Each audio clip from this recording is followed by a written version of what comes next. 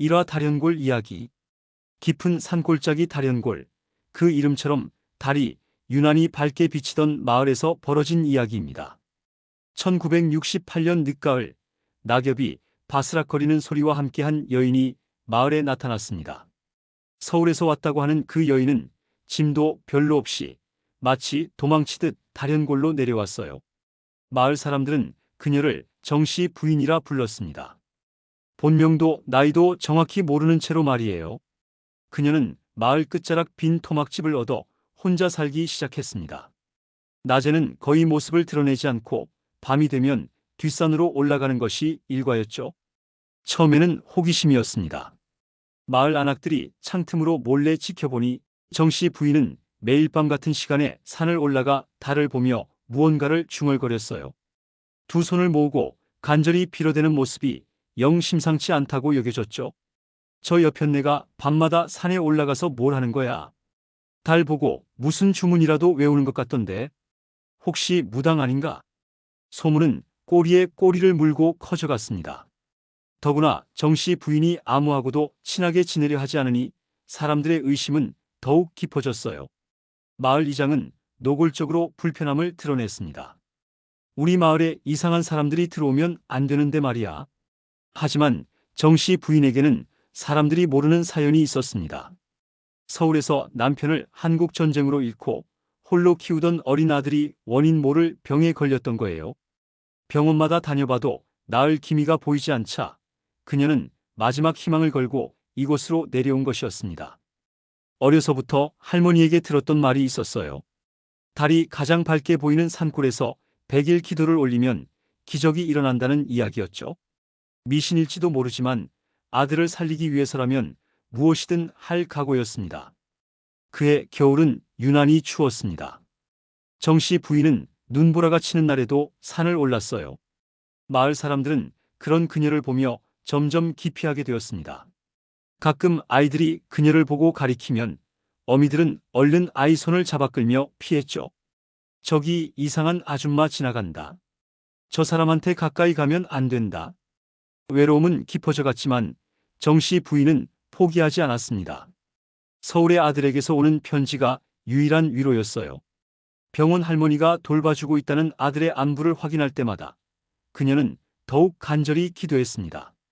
그런데 이상한 일들이 일어나기 시작했습니다. 겨울 한복판에 가뭄이 찾아온 거예요. 우물이 하나둘 마르고 마을에는 독감이 돌기 시작했습니다. 게다가 마을 소들이 연달아 병에 걸렸죠.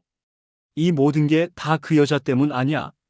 저 여자가 와서부터 마을에 이상한 일만 생기네. 마을 사람들의 원망은 정씨 부인에게 쏟아졌습니다. 하지만 그녀는 묵묵히 자신의 일과를 계속했어요. 오히려 아픈 사람이 있으면 몰래 약초를 캐다 주고 우물이 마른 집에는 자신이 기로운 물을 나눠주었습니다. 정씨 부인이 서울에서 간호부 일을 했었다는 사실을 아는 사람은 없었어요. 그녀는 자신의 과거를 말하지 않았고 다만 조용히 도움이 필요한 곳에 손길을 내밀었을 뿐이었습니다. 봄이 되자 마을에 변화가 일어났습니다. 정씨 부인이 돌본 환자들이 하나둘 나아지기 시작한 거예요. 특히 마을에서 가장 아팠던 할머니가 건강을 회복하면서 사람들은 서서히 그녀를 다른 시선으로 보기 시작했습니다. 정씨 부인이 우리 할머니 살렸어. 그분이 몰래 약초도 캐다 주고 간병도 해줬다네. 소문은 이번에도 빠르게 퍼졌습니다. 하지만 이번에는 고마움과 미안함이 담긴 소문이었어요. 사람들은 그제야 정씨 부인이 얼마나 많은 일을 조용히 해왔는지 깨닫게 되었습니다. 그러던 어느 날 정씨 부인에게 서울에서 편지가 왔습니다. 아들의 병이 완쾌되었다는 소식이었어요. 의사도 놀랄 만큼 빠른 회복이었다고 했습니다. 그녀는 편지를 읽으며 눈물을 흘렸어요. 100일 기도가 끝나는 날이었습니다. 마을을 떠나기 전날 밤 정씨 부인은 마지막으로 뒷산에 올랐습니다. 밝은 달빛 아래서 그녀는 마을을 내려다보며 조용히 말했어요.